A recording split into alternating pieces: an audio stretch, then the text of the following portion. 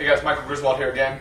Alright, so we've talked about what to do in the immediate aftermath of a breakup, right? And that is, to recap, agree with whatever's going on and do it wholeheartedly. Because this is not to give up in any way. This is actually to fortify your position. It's actually to make you stronger and make your relationship stronger. And we went over that before, the way that if you're both at least on the same page, the opportunity for communication can be open instead of it just being a kind of a butting of heads, as sometimes it is. So now, what we're going to talk about is, what do you do? Okay?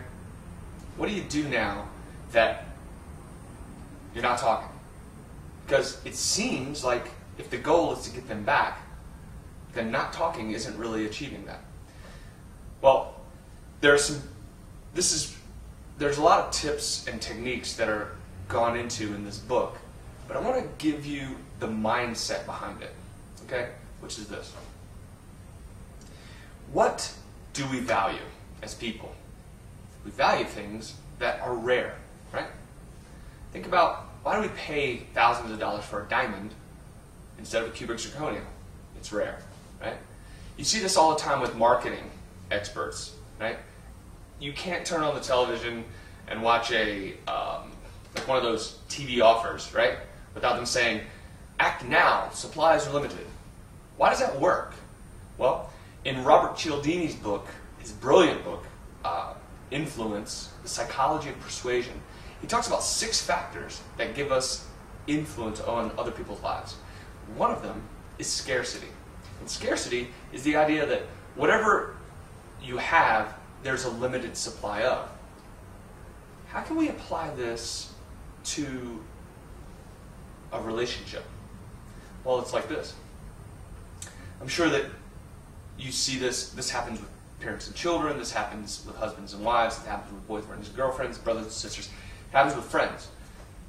The people that you spend a lot of time with, oftentimes, you can take for granted, can't you? And you miss out on all of the things that appeal to you about them because you just see them all the time. So, coming back to the idea that you guys have broken up and now what do you do? Well, what you do is you wait. But you don't wait in a way that's just kind of groveling or waiting for him or her to come back to you. You wait with the understanding of what this waiting is doing. And this is what I mean.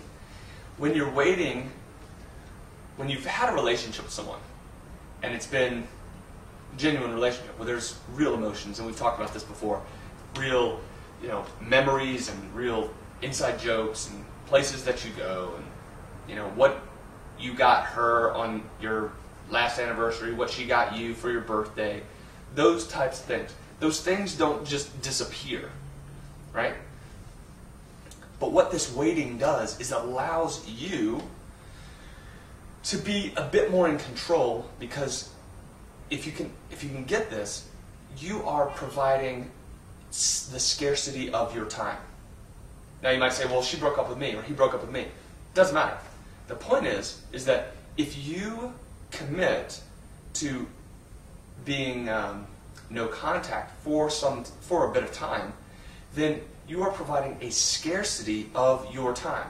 What was abundant in their life, right? They could call you anytime, get in touch with you, see you, etc., has now become scarce. And what do we value? We value the things that are scarce. I'm sure you've seen this before. Matter of fact, you're probably seeing it now. You're feeling it because you used to be with your boyfriend or your girlfriend regularly. You used to call them, they'd take your calls, you text them, they text you back. Right. However, do you honor your ex-boyfriend, ex-girlfriend more now? Do you want them more now? My guess is yes. You want to use that same tactic, that same psychological effect on them. Now, this isn't to be dirty or underhanded, and you're not tricking them. We're just using common sense human approach to relationships, which is if you just spend all your time together all the time and you just kind of get accustomed to each other and the spark fizzles. I'm sure that makes sense. So this is what it means. Oftentimes when people break up, the person that breaks up with the other person will reinitiate contact when they want to. You have to not let them do this. Because if you're a guy and your girlfriend broke up with you and she sends you a text and you just respond straight away, well then all of the scarcity is on her part. Does that make sense? I'm sure it does. Instead, you need to level the playing field again. We talked about before leveling the playing field communication-wise.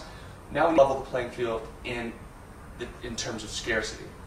Because if your girlfriend or your boyfriend can break up with you, and then as soon as they want to get back with you or talk to you or just interact with you in any way, you immediately do so, then you haven't given them the opportunity, the pleasure, the enjoyment of missing you.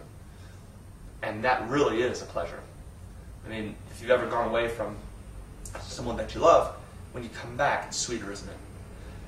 So, hope this is helpful. Take this idea of using scarcity, the scarcity of your time, and use that to help you understand why you're not talking to them. It's not in any way to be begrudging or resentful or anything like that. It's because we are people, and as people we operate psychologically. And in order to make your relationship stronger and more stable than it has ever been, you want to use these natural, common sense psychological techniques so that you both can benefit from it. Until next time, see you.